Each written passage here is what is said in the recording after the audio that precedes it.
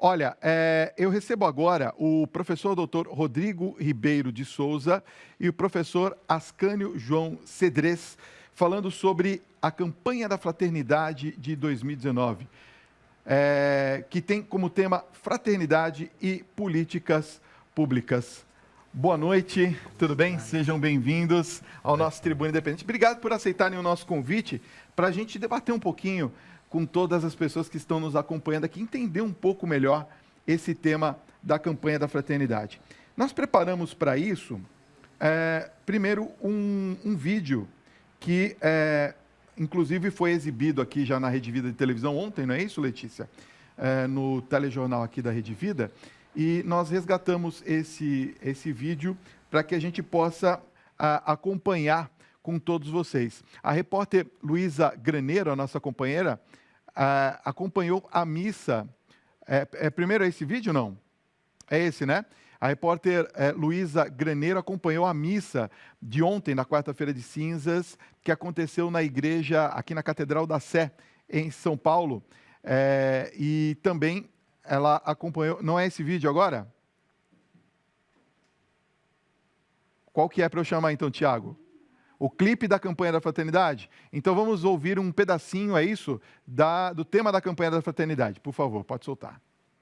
Pelo direito e a justiça libertados, povos, nações de tantas raças e culturas, por tua graça, ó Senhor, ressuscitados, somos em Cristo hoje novas criaturas, somos em Cristo hoje novas criaturas. Foi no deserto que Jesus nos ensinou a superar toda ganância e tentação. Arrependei-vos, eis que o tempo já chegou. Tempo de paz, justiça e reconciliação. Pelo direito e a justiça libertados, povos, nações de tantas raças e culturas, por tua graça, ó Senhor, ressuscitados, somos em Cristo hoje novas criaturas, somos em Cristo hoje novas criaturas.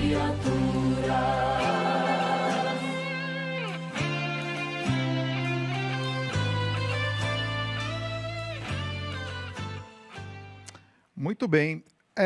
Antes da gente exibir, daqui a pouquinho nós estamos preparando a matéria novamente, tivemos um pequeno problema, mas vamos preparar a matéria novamente.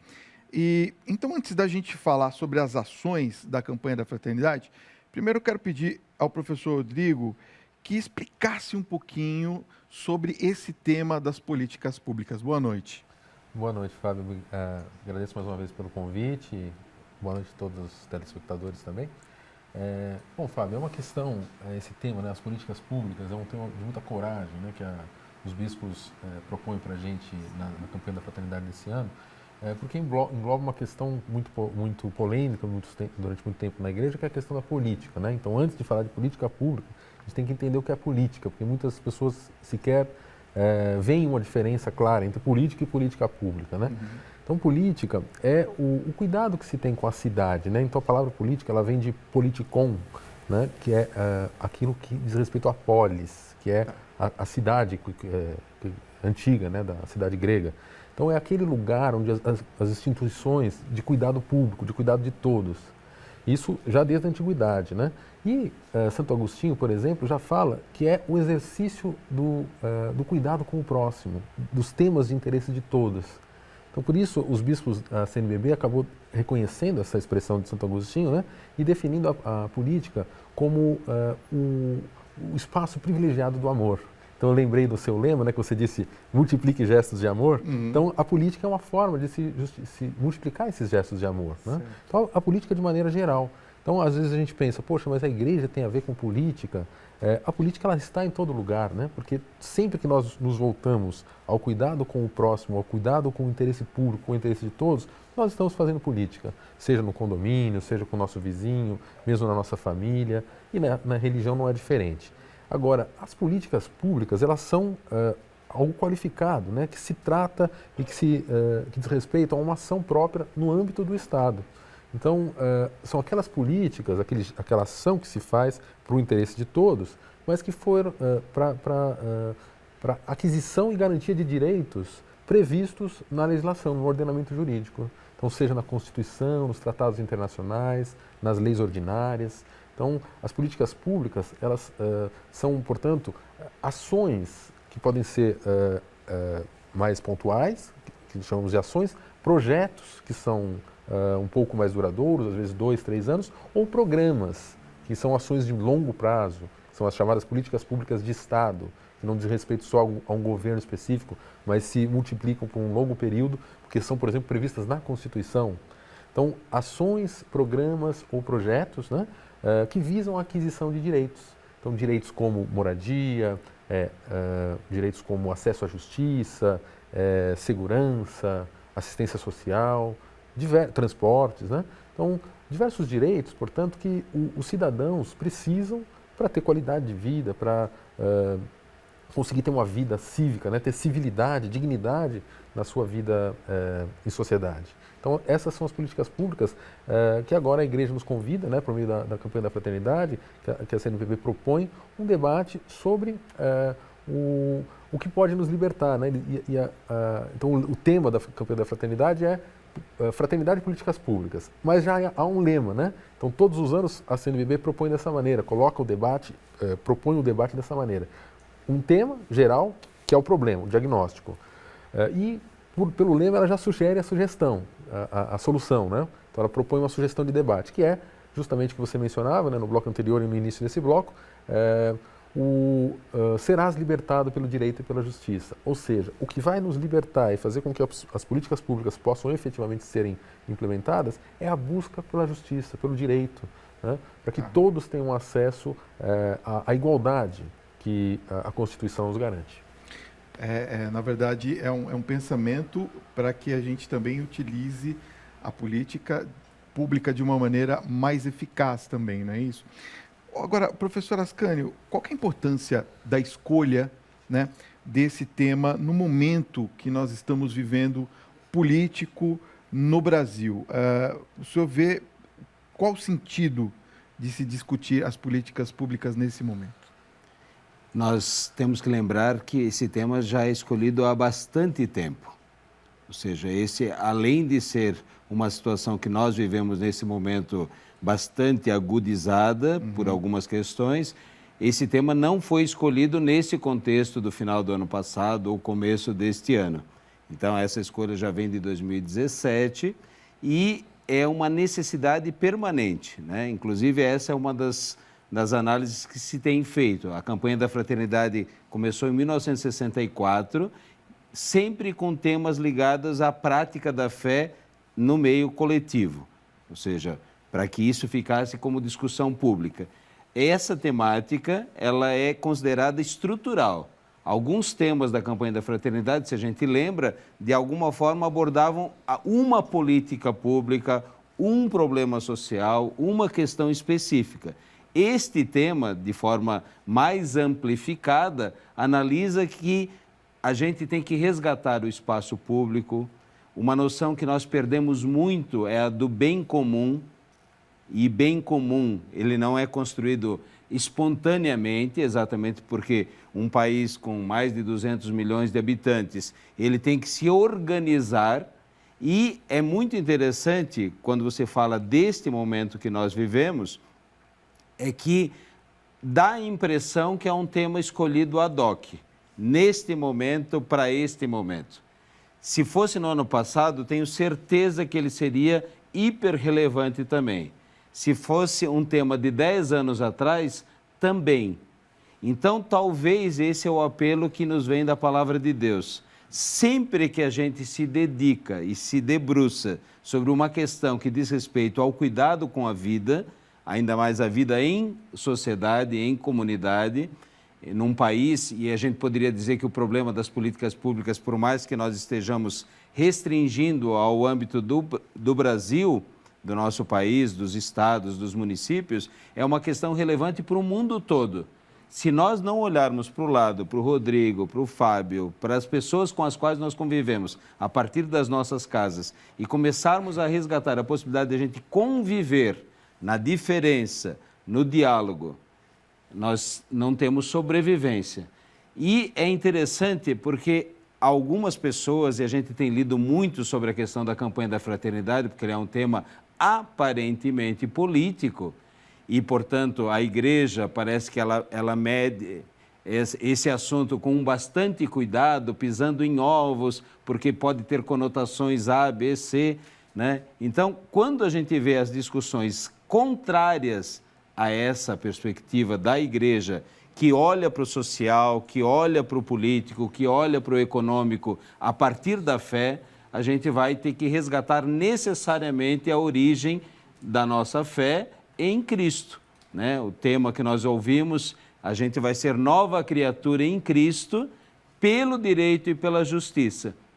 Não pode ser a nossa fé um verniz que eventualmente camufla os problemas. Nós temos que, com a nossa fé, olhar objetivamente para o que acontece. Então, a relevância do tema é óbvio, e o cuidado na análise desse tema para a gente também não só fazer discurso a partir das nossas comunidades, mas temos que ter atuação. E aí vem outras questões que a gente pode discutir durante essa nossa conversa. Claro, e faz parte, inclusive, da doutrina social da igreja. Esse comprometimento que o senhor está falando é exatamente isso, né? Ter esse comprometimento no olhar para o próximo, no olhar para o outro, como convivência cristã também que temos que ter. E claro, sem dúvida nenhuma, olhar a igreja em saída, como o Papa nos pede, quer dizer, olhar o outro como o meu próximo. Nós estamos já com o vídeo pronto, não é isso, Tiago, da reportagem? Então, eu queria que você, que está nos acompanhando agora, acompanhasse com a gente a repórter Luísa Graneiro, que trabalha aqui conosco na Rede Vida, acompanhou a missa de ontem, da quarta-feira de cinzas, que aconteceu na Catedral da Sé, aqui em São Paulo. A celebração também marcou o início da campanha da Fraternidade de 2019 e o arcebispo metropolitano de São Paulo, o cardeal Dom Odilo Pedro Scherer, destacou o objetivo desta campanha. Vejam. O cardeal Dom Odilo Pedro Scherer presidiu a missa da quarta-feira de cinzas na Igreja da Sé e emocionou centenas de fiéis ao falar sobre o amor a Deus e ao próximo. Durante a celebração, Dom Odilo destacou a importância da comunhão e conversão da Arquidiocese de São Paulo, ressaltando que a Quaresma é tempo de autocrítica e renovação diante dos ensinamentos de Deus. A celebração também marcou o início da campanha da Fraternidade 2019, que leva o tema Fraternidade e Políticas Públicas. O objetivo da campanha foi destacado durante a coletiva de imprensa. Trata-se de promover uma autêntica fraternidade entre todos os cidadãos. Como cristãos, somos chamados em causa nessa tarefa, buscando espaços para a proposta e a promoção de políticas públicas que tenham esse objetivo de fraternidade. Apesar de ressaltar a responsabilidade dos governantes, Dom Odilo também destaca a importância da participação do cidadão comum em suas comunidades. O povo pode participar na medida em que procura claramente entender a campanha, ter o material em mãos para começar a promover uma reflexão a partir das questões que aí são postas. Primeiro, sem dúvida, a divulgação. Segundo, a reflexão. Terceiro, também, a oração. E quarto, é a promoção de eventos que façam com que a questão posta na campanha se torne mais perceptível, mais visível. Os fiéis que compareceram à missa receberam uma marca de cinzas na testa, que representa a fragilidade do homem diante de Deus. Em meio a esse clima de renovação, Dom Odilo ressaltou que precisamos trabalhar para sermos construtores de uma sociedade mais humana e solidária. Luísa Graneiro, para a Rede Vida de Televisão. Muito bem. Professor Rodrigo, quais são os principais desafios hoje, né, para a implementação dessas políticas públicas? Muito bem, Fábio. Olha, o professor Ascanio lembrou agora há pouco, né, que a campanha da fraternidade ela existe desde 64, né? Então, esta campanha, propriamente, que trata das políticas públicas, ela não é isolada na história da igreja, né? Ela vem como uma construção, um convite à fraternidade, ou seja, a superação do isolamento, a busca pelo próprio, a igreja em saída, como você disse, né? Sermos um convite para sermos discípulos missionários, né? de Jesus. E o próprio cardeal Dom Odilo lembrou nesse vídeo também que a campanha da fraternidade ela precisa ser divulgada para que a gente possa ter um convite para a ação. Ela não é só uma meditação, ela não é uma mera reflexão. Ela é um convite que a igreja faz para que que todos nós como cidadãos hajamos, né? Atuemos nas nossas comunidades para que possa dar visibilidade para um problema que a igreja está identificando. Então, os principais desafios, eles são já reconhecidos pela igreja desde a doutrina social, como você mencionou agora há pouco, né? Então, desde 1891, a igreja veio identificando a desigualdade como o maior problema da nossa sociedade, né? Aquilo que em Medellín e Puebla foi reconhecido como um pecado social, né? A desigualdade que existe na nossa sociedade. Então, por isso a igreja fez uma opção preferencial pelos pobres. Então, os desafios que nós temos agora para implementar essas políticas públicas, em geral, são os desafios daqueles que querem, as oposições, os entraves, colocados por aqueles que querem manter essa situação de desigualdade. Porque as políticas públicas, elas visam a equalizar, a atingir aquilo que está na nossa Constituição Federal, que é o objetivo da nossa República, o objetivo da nossa nação, que é atingir a igualdade de todos, superar a pobreza. Então, juridicamente, nós temos essa declaração política. E a igreja já fez isso na sua doutrina social há muitos anos. Então, quais têm sido os principais empecilhos, né? Respondendo mais diretamente a sua pergunta. Primeiro, os orçamentos públicos que não têm priorizado as políticas públicas, né? Então, eles têm, em geral, priorizado interesses particulares, individuais, de grupos, normalmente os grupos hegemônicos da sociedade, os grandes donos de conglomerados, dos bancos, as grandes empresas, que elegem e financiam as campanhas. Então, primeiro isso, a definição dos orçamentos. O segundo é a arrecadação, como financiar.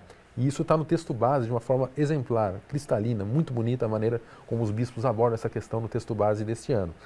Dizendo, por exemplo, com dados, né, de 2014, a CNBB resgatou, indicando que a nossa tributação ela é extremamente desigual. Então, as políticas públicas elas têm como óbice o fato de que quem paga mais imposto no Brasil são os pobres. Então, isso precisa ser corrigido, porque a gente não consegue arrecadar adequadamente, já que quem ganha até 2 salários mínimos paga no Brasil cerca de 46% de impostos. E quem ganha acima de 30%, ou seja, a elite de toda a nossa sociedade, paga cerca de 20% de impostos. Então, é brutal a diferença. E o terceiro óbice que eu apontaria diz respeito aí sim, o financiamento mesmo, né? Então, primeiro aspecto, a tributação, né? Como que o Estado estrutura suas políticas, né? Colhe recursos, arrecada para financiar. E o segundo, como de fato gasta, né? Então, do lado da despesa pública. A despesa pública hoje no Brasil, o primeiro gasto que nós temos no Brasil, o Tesouro Público gasta, em primeiro lugar, com as políticas de assistência social.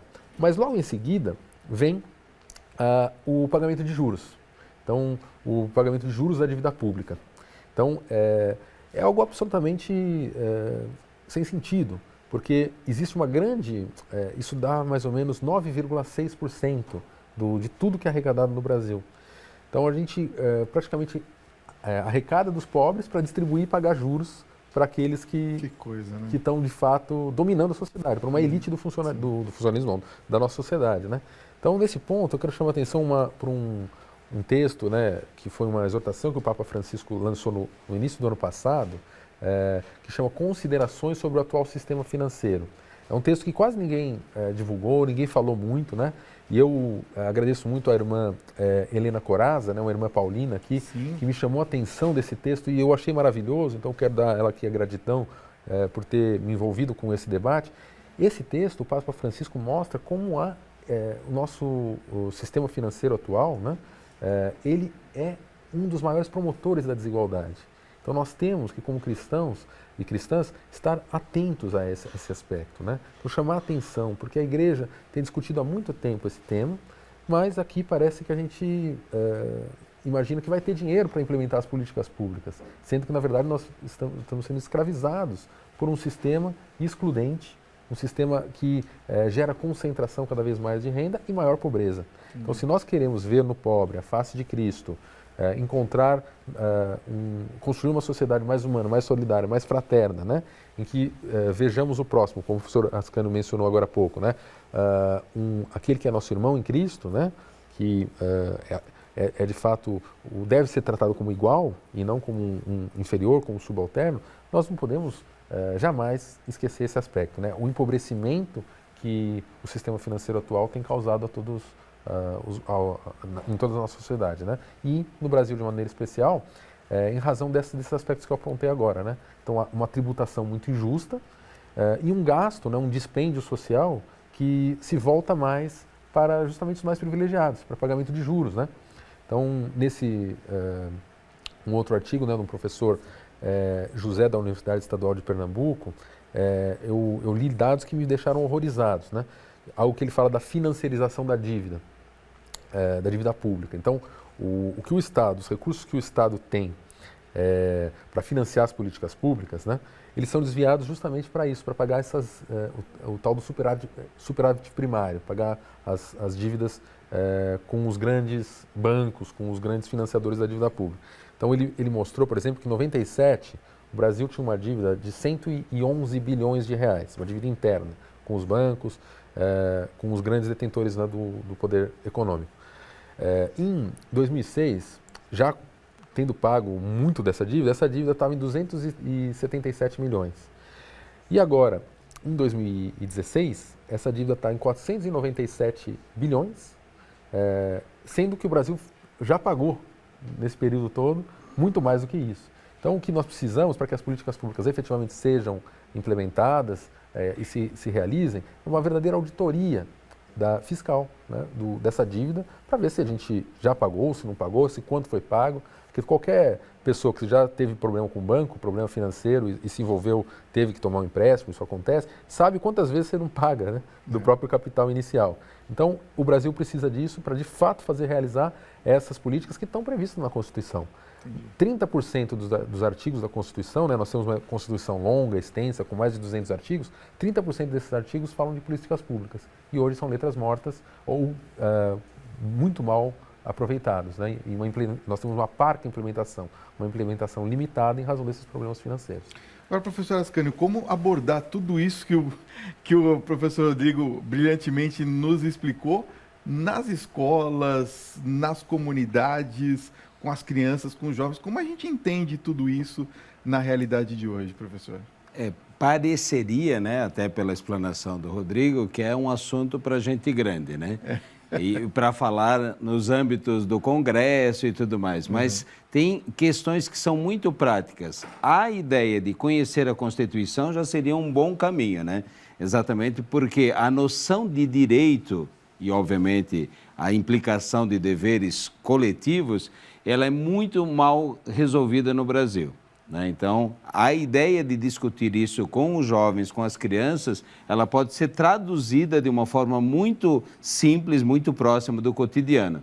E eu tenho, vamos dizer, uma experiência longa, né, no mundo da educação básica, e a gente vê que não se falam dessas coisas exatamente pelos riscos que poderia dar de implicações, interpretações de partidos e tudo mais. Então, a nossa experiência tem sido assim: muito conhecimento, muita informação básica.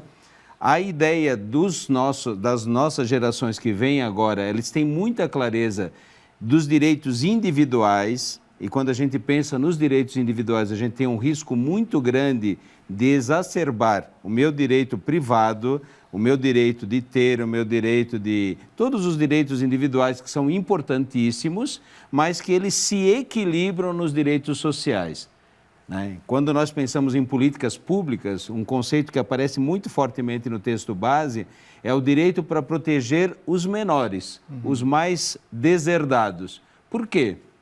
O Rodrigo mencionou isso indiretamente, mas assim, a ideia de que os grandes, os poderosos, os que têm poder, os que têm os meios de comunicação nas mãos e tudo mais, esses não precisam ter os seus direitos defendidos, porque esses já conseguem se defender sozinhos. Os que não têm essa condição, eles vão tendo que ser empoderados. né? Nós tivemos uma experiência social muito importante nesse carnaval, né? Com algumas escolas de samba, né? Que não são da igreja, não são vinculados a igreja nenhuma, que são instituições sociais ou da sociedade civil, né? Que tratam dessas questões com uma clareza, com uma transparência muito grande. Eu acho que essa didática, né, de um desfile de escola de samba, né, a vencedora no Rio de Janeiro explicitamente, né, outras escolas um pouco mais implicitamente, eles trazem talvez uma dica de como nós tenhamos que trabalhar isso, né, didaticamente, ou seja, você tem uma música tema que trabalha, né, hoje estava vendo à tarde a menina da Mangueira, que fez essa gravação lá em outubro do ano passado, fora desse contexto, desse começo de ano, né, fora desse contexto do carnaval, tratando aquilo lá com beleza, com leveza, com profundidade. Então, essas eu acho que são dicas importantes, né? O tema é pesado, exigente, uma Constituição que é acusada por todas as linhas que você escuta, né, de exagerar nisso, de exagerar, que é inviável, é claro, dentro de um modelo de absoluta concentração de poder, de condições, de recursos, para pouca gente, ela é inviável. Por quê? Porque ela foi pensada, né, ela tem problemas e, eventualmente, como sociedade, a gente tem que aperfeiçoá-la, mas ela foi pensada exatamente como orientadora da vida coletiva, não da vida individual ou privilegiando A, B ou C. Ela foi chamada de Constituição Cidadã porque ela aponta para isto, né, como cidadania, e a cidadania não construída também na base das boas intenções. A cidadania construída com direitos garantidos, né, estamos respondendo sobre educação. Educação, nós estamos 31 anos, né? 31 anos de Constituição, e educação pública no Brasil ainda não virou efetivamente uma política de Estado. Por quê? Porque entra governo, sai governo, a gente vê oscilação. O Plano Nacional de Educação considerado como algo não exatamente para ser cumprido. Então, temos muitas coisas a fazer. Os nossos adolescentes e jovens nas escolas têm muita condição de refletir, mas eu diria que a didática da escola de samba seria uma didática importante. Temas pesados não precisam ser trabalhados pesadamente. Eles podem ser trabalhados com profundidade, com leveza, com beleza, com arte. Os alunos entenderão muito mais e ainda mais essa construção coletiva, né? A escola não é para encher a cabeça das crianças com informações isoladas, mas esse trabalho coletivo na escola é exatamente para eu reconhecer na pequena relação que eu tenho com os meus colegas de sala de aula, a possibilidade de a gente construir uma nação distinta da que nós temos nesse momento. Entendi.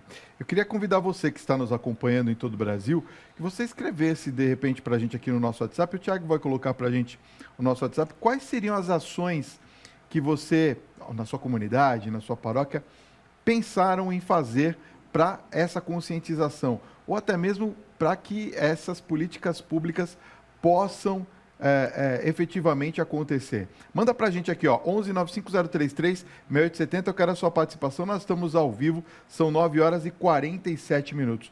Professor Rodrigo, enquanto as pessoas participam aqui com a gente, eu queria saber sobre a participação direta, vamos dizer assim, da sociedade na elaboração ou até mesmo na implementação dessas políticas públicas. Primeiramente, isso é garantido por lei?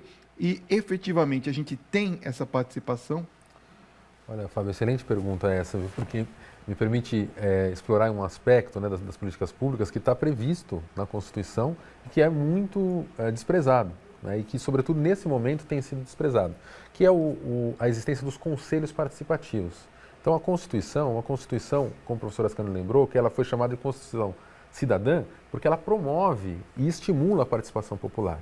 Então, ela criou mecanismos como plebiscito, referendo, projeto de lei de iniciativa popular, que permitem justamente que o povo, de maneira direta, possa participar da produção das leis, do desenvolvimento das políticas públicas, do acompanhamento e da fiscalização. Tá.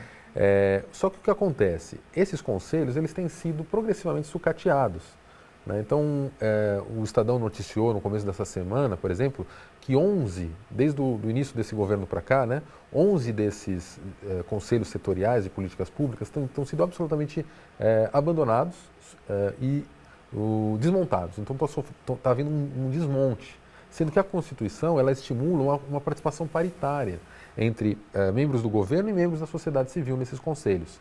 Então, qual que é a finalidade da Constituição? Justamente promover, fazer com que o pluralismo esteja presente nas políticas públicas de Estado, nas políticas públicas de longo prazo. Que não seja apenas um governo que está ali temporariamente, né? Porque numa república se pressupõe essa alternância de poderes. Então, um governo democraticamente eleito, ele tem uma missão de implementar aquele programa para o qual ele foi eleito. Mas a Constituição estabelece essas políticas públicas de longo prazo, aquela que eu chamei agora há pouco de programas, né, que não são só projetos ou ações. Essas políticas de longo prazo, elas são ad eterno, né? Elas são para diminuir a desigualdade, nivelar o acesso de todos à renda. Então, essas políticas elas precisam dessa atuação real e ativa nos conselhos. E isso tem sido relegado ao segundo plano. Sobretudo do começo desse ano para cá. Então, esse é um problema que nós estamos enfrentando especificamente nesse governo, né, e que é importante que a gente denuncie e aponte para que haja, de fato, um apelo, né, das autoridades públicas para que isso não aconteça. Então, alguns exemplos. O Conselho Fundamental, que é um conselho da política dos adolescentes, esse conselho foi paralisado. O Conselho de Desenvolvimento Econômico e Social foi extinto. Nós vimos também no começo da semana passada, né, o ministro da Justiça, Sérgio Moro, com grande espírito público, ele chamou uma pessoa que não concordava com ele para fazer parte desses conselhos de formulação da política penitenciária. Mas o que aconteceu? Essa pessoa foi vetada, né, a cientista política Ilona Zabó, né, que é uma pessoa que tem uma forte atuação, conhece muito o sistema prisional, e ela iria ali justamente contribuir com um ponto de vista divergente, como disse o professor Ascânio, né? Porque, como dizia o Leonardo Boff, né, todo ponto de vista é a vista de um ponto.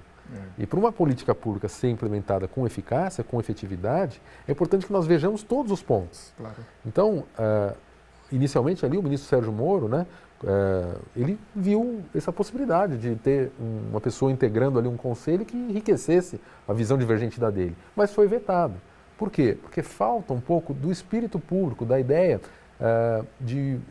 do conhecimento, né, de fato da missão que é muitas vezes ocupar um cargo público, que um mandatário eventualmente é eleito, né, para exercer um mandato, mas ele não é eleito só por aquela maioria que votou para eles, né?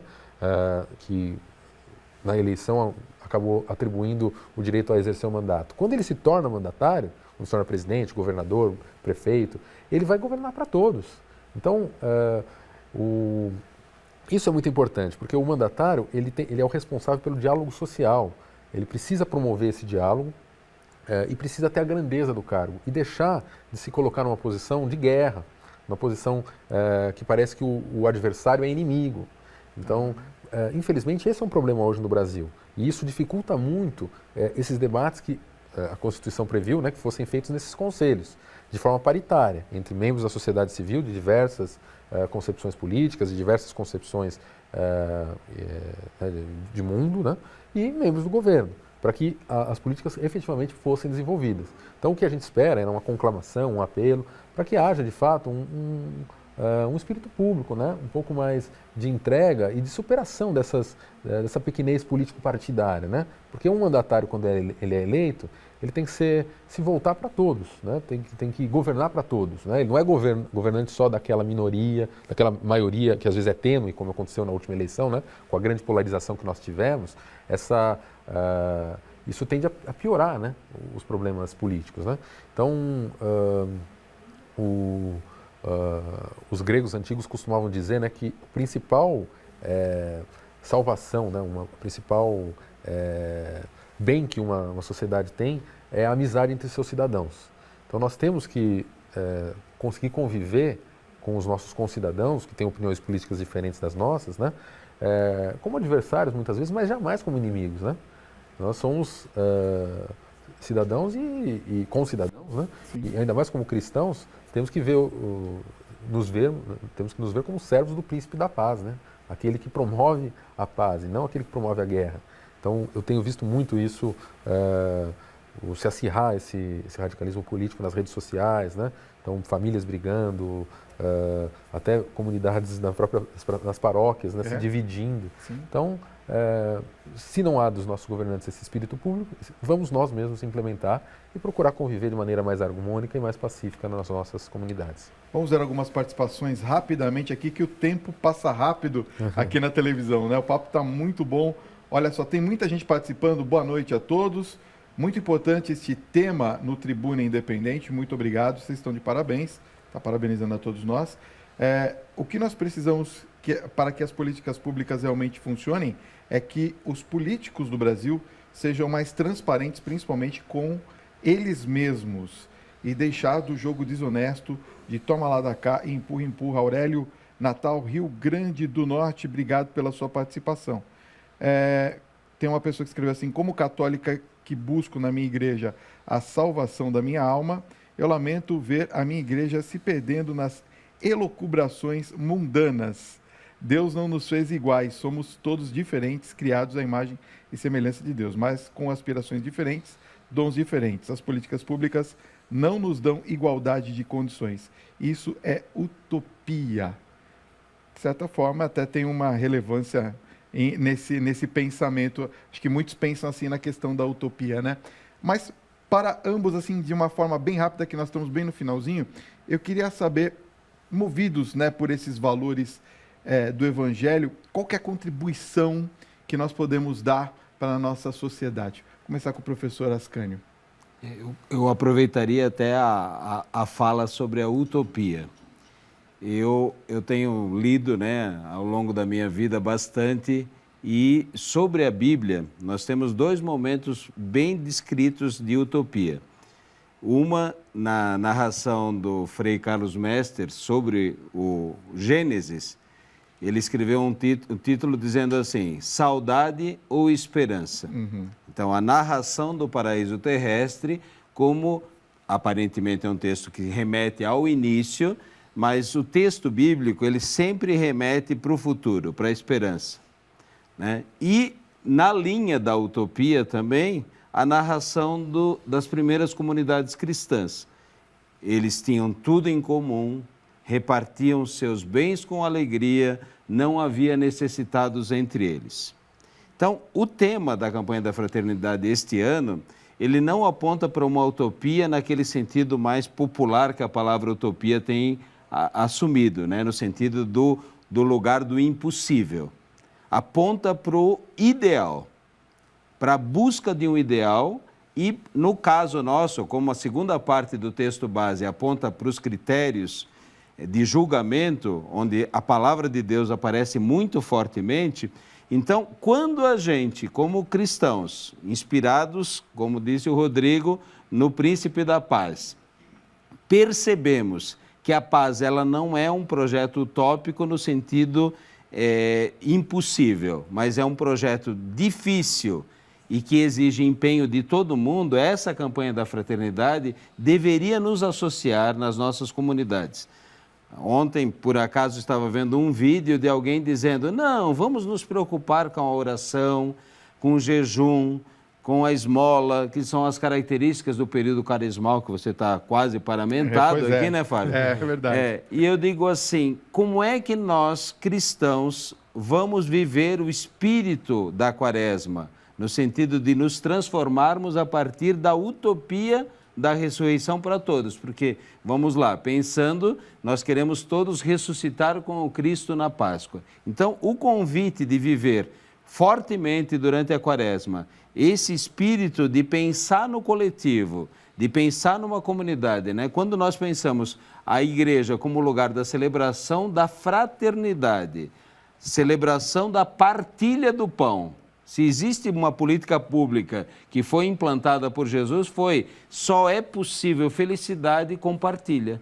compartilha da vida, compartilha do pão. Então, eu diria, até não respondendo a ela, mas inspirado na colocação dela sobre a utopia, eu diria, os nossos bispos, o Papa reforçando isso em todas as colocações, o Dia Mundial do Pobre. Por que a gente tem que pensar no pobre?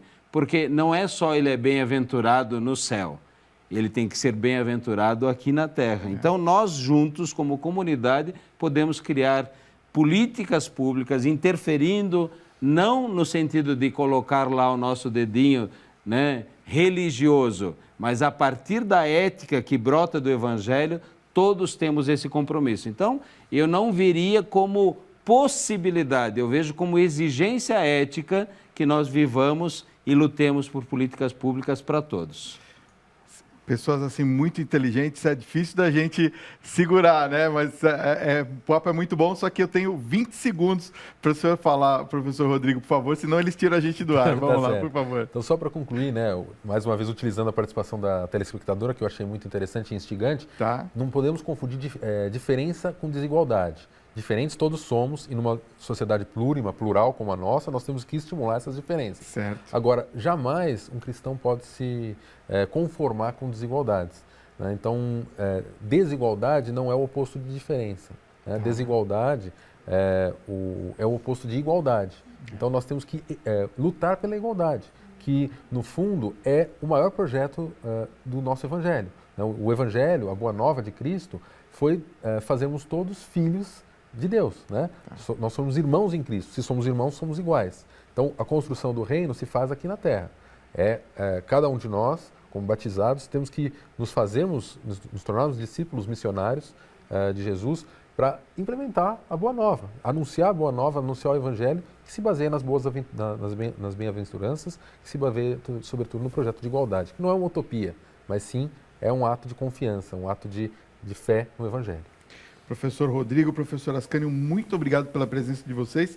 Enquanto conversávamos, aparecia aqui os contatos para os senhores. Obrigado por terem vindo aqui ao Tribuna Independente. Eu que agradeço. Uma boa Muito noite. Obrigado.